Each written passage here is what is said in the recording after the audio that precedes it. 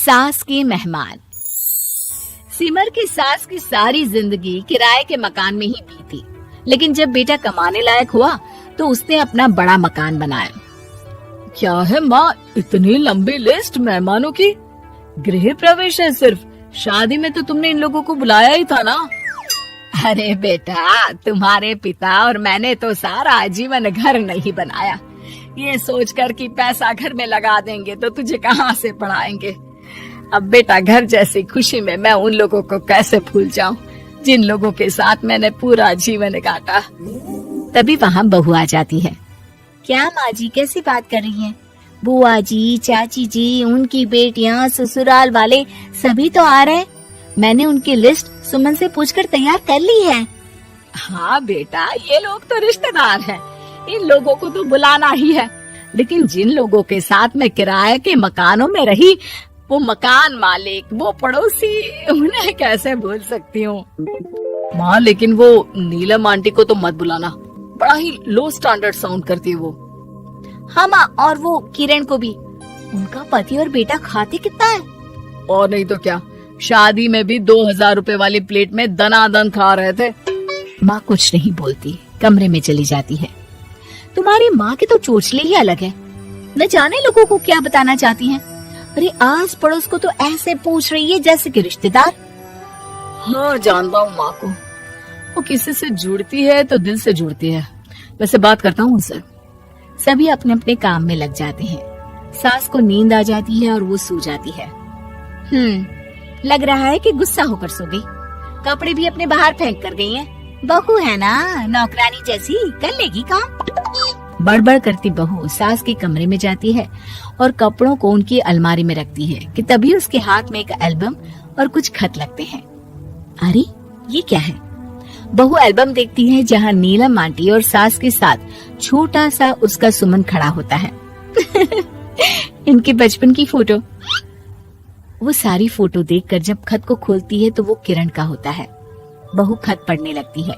खत में लिखा होता है, तू पैसे की चिंता ना कर, सुमन की पढ़ाई में कोई कमी ना हो, हम पड़ोसी नहीं बहने हैं। तभी सास जग जाती है। अरे बहू, क्या हुआ? कुछ चाहिए था क्या? बहू बात घुमा देती है।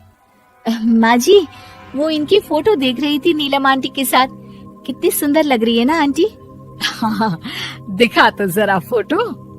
बहू सास को फोटो देती है।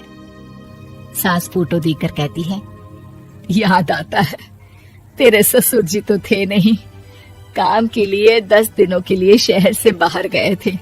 जब बेटा होने वाला था तब नीलम आंटी और अरुण अंकल ही थे। आंटी बेचारी रात भर मेरे साथ बैठी रही तो अंकल भाग भाग कर दवाई का इंतजाम कर रहे थे। बेटे के होने के बाद भी जब तक मैं घर नहीं आई मेरे पास ही रहे। रिश्तेदार तो आए थे मुंडन में 10 दिनों के बाद। बहू सुनकर खुश होती है। तभी नजर खत पर पड़ती है। माँ, ये किरण आंटी को आपने पैसे वापस कर दिए? हाँ, वो भी समझ कैसे कैसे किए मैं ही जानती हूँ। सुमन की पढ़ाई के लिए पैसों की जरूरत थी। रिश्तेदारों ने तो साफ बोल दिया था कि किसी होटल में काम पर लगा दो। कई लोग बर्तन धोने के साथ पढ़ाई करते हैं, लेकिन किरण आंटी, उन्होंने अपने बुढ़ापे के लिए बचाए हुए पैसों को सुमन की पढ़ाई के लिए दे दिए। यानी कि आज ये जो कुछ भी है वो किरण आंटी के कारण ही ना? हाँ बहू, ऐसे ऐसे पड़ोसी हुआ करते थे जो किसी रिश्ते के नाम से नहीं बल्कि अपनेपन से भरे थे। फिर सास का बोलने का रुख तीखा हो जाता है। और फिर भी देख, सुमन इन लोगों को भी नहीं बुलाने दे रहा है। माँ, मैं बात करती हूँ, ये लोग सिर्फ आएंगे ही नहीं, हम लोगों के साथ रुकेंगे भी घर में, रिश्तेदारों की तरह। सास बहू बेटे से पूछकर एक एक घर जाकर पड़ोसियों को एक दिन रहने का न्योता दिलाते हैं। और फिर वो दिन भी आ जाता है जब घर में गृह प्रवेश होता है। अरे हम लोगों का कमरा कहाँ है? बड़ा कमरा देना हम लोगों को, खुला खुला। सुमन परेशान हो जाता है कि वो क्या करे, कहाँ किसका सामान रखे, कि वहीं किरण पड़ोसन आ जाती है। अरे सुमन, परेशान ना हो बेटा, हमारे कमरे में रख दो उन लोगों का सामान, हम तो तेरी माँ के साथ ड्राइंग रूम में एडजस्ट हो जाएंगे। और हमारा कमरा कहाँ है? सुमन, जरा सामान कमरे में तो रखवा दो। अरे ये क्या, मेरे कमरे में तो सफाई ही नहीं है। अरे बता देती सुमन, हम कहीं और रह लेते। तभी वहाँ नीलम झाड़ू लेकर आ जाती है। अरे बबली दीदी कैसी बात कर रही है, चलिए मैं साफ किए देती हूँ कमरा। वहीं मामी जी भी आ जाती हैं। अरे सुमन दीदी, सबसे छोटा कमरा हम लोगों को ही देना था क्या? मायके की कोई परवाह नहीं है। वो मामी जी, किरण आंटी और नीलम आंटी की फैमिली एक ही कमरे में है ना, तो इसलिए आप और मामा दो ही तो लोग हैं। तो मामी तो बहू के मुंह से ये बात सुनकर गुस्से से लाल पीली हो जाती है। अरे वाह जी वाह, बहू की जुबान तो देखो कितना बोल रही है। इतना बोलने वाली बहुएं भी होती है क्या? और रहने दो, जब मेरी बहन ने ही मेरे बारे में नहीं सोचा तो किसी और से क्या उम्मीद करें। दोनों सामान पैक करके घर से निकल ही रहे होते हैं कि नीलम आ जाती है। अरे राकेश भैया, मैं भी सुमन की तरह ही तो हूँ। आप तो हम लोगों को इतने साल से जानते हैं।